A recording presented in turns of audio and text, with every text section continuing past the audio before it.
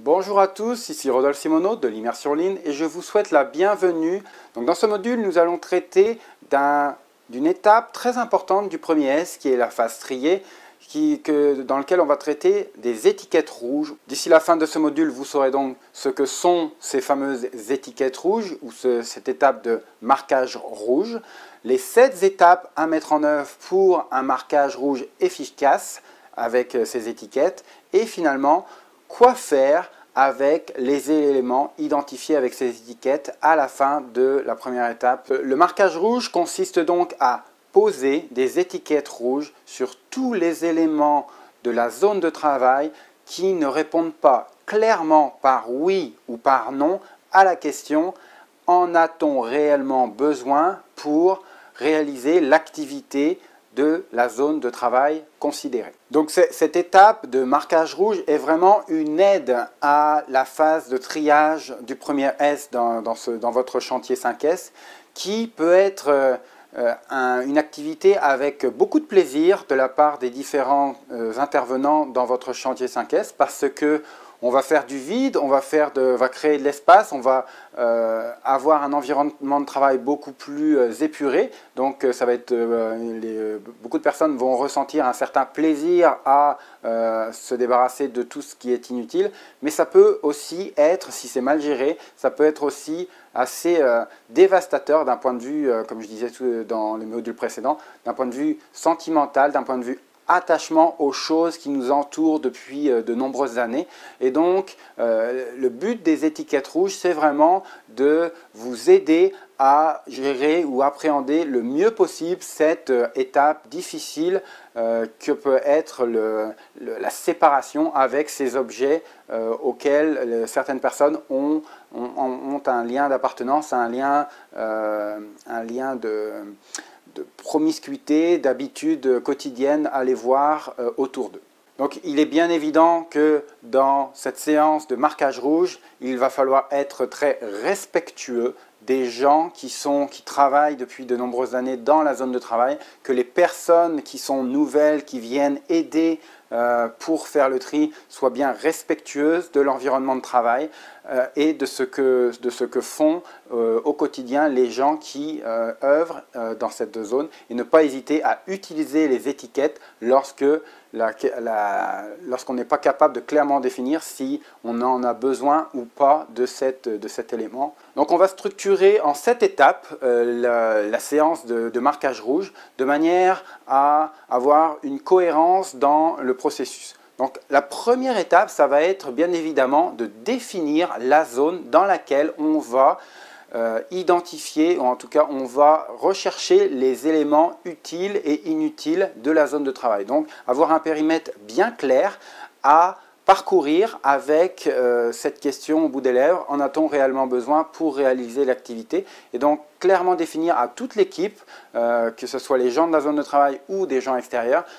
clairement définir le périmètre dans lequel on va intervenir. La deuxième étape, ça va être établir des critères clairs de prise de décision à la question « En a-t-on réellement besoin ?» Oui, mais sur quels critères? Donc, on va principalement utiliser 3 critères que vous devrez affiner par rapport à votre contexte. Le premier critère, ça va être la fréquence d'utilisation de l'élément considéré. Le deuxième critère, ça pourra être l'utilité, vraiment la pertinence de cet outil, de cet élément par rapport à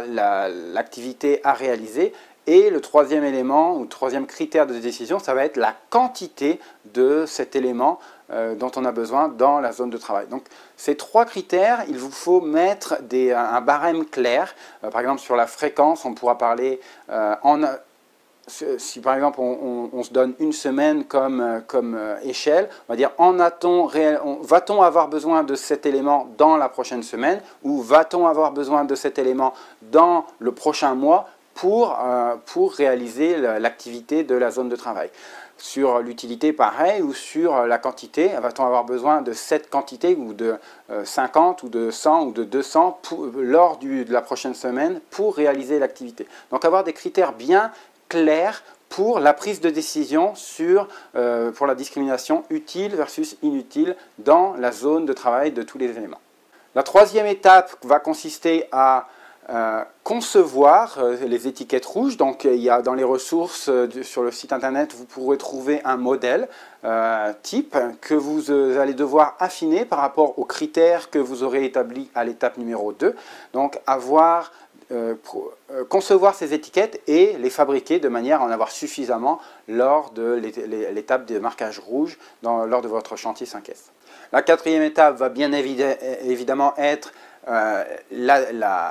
le marquage rouge, la séance de marquage rouge dans la zone de travail. Donc on aura bien défini à l'avance la date du chantier avec les différents intervenants et on va se prendre une demi-journée, une journée, dépendamment de la taille de la zone, lors de laquelle on va aller arpenter la zone de manière le plus méthodique possible pour passer en revue chacun des éléments qui composent la zone. Alors attention, l'idée n'est pas d'étiqueter tout ce qui compose la zone, l'idée est bien d'étiqueter les éléments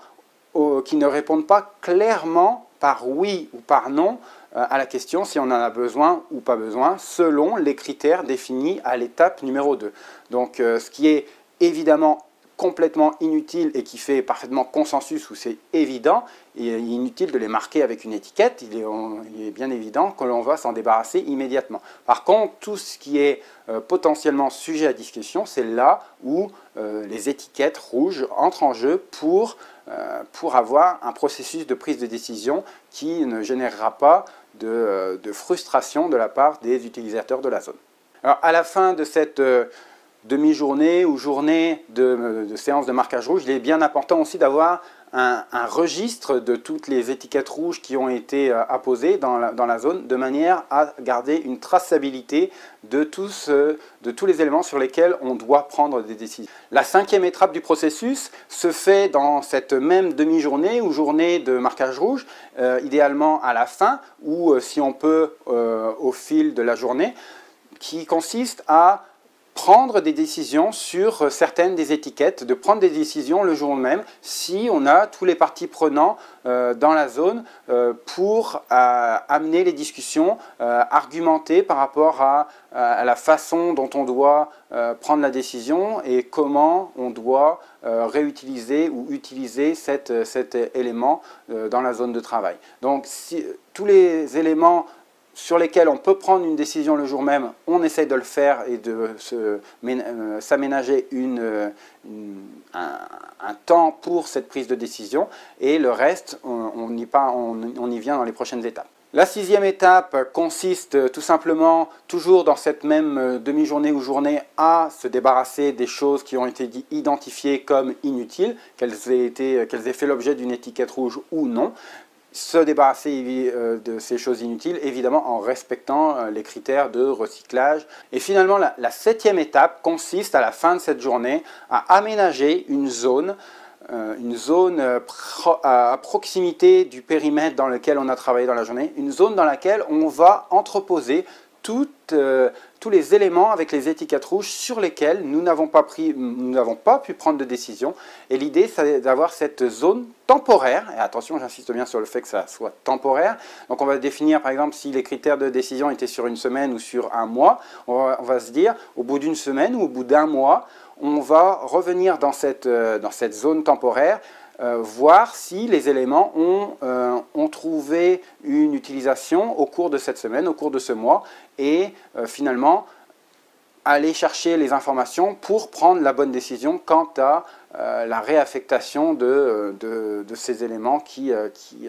composent cette zone temporaire. Donc l'idée, c'est bien de se débarrasser de cette zone temporaire à la fin de la semaine ou du mois qui aura été établi comme critère maximum d'utilisation de cette zone. Et finalement, que faire de tous ces éléments dont on doit se débarrasser? Il y a plusieurs solutions, évidemment, parmi lesquelles une réaffectation dans une autre zone de travail dans laquelle cet élément va être utile, ou en tout cas plus utile que dans la zone de travail actuelle. Un entreposage, une mise en stock de l'élément considéré, parce que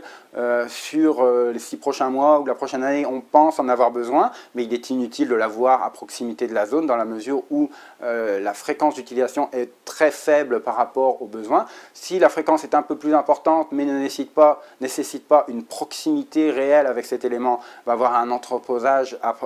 pas trop loin de la zone de travail. Donc selon ces critères-là, on va pouvoir réaffecter l'élément considéré, l'élément étiqueté de rouge, à une zone beaucoup plus appropriée en termes de fréquence d'utilisation par exemple. Deuxième chose dont on va pouvoir faire de ces éléments, c'est bien évidemment les revendre, que ce soit à des enchères, que ce soit sur eBay, peu importe.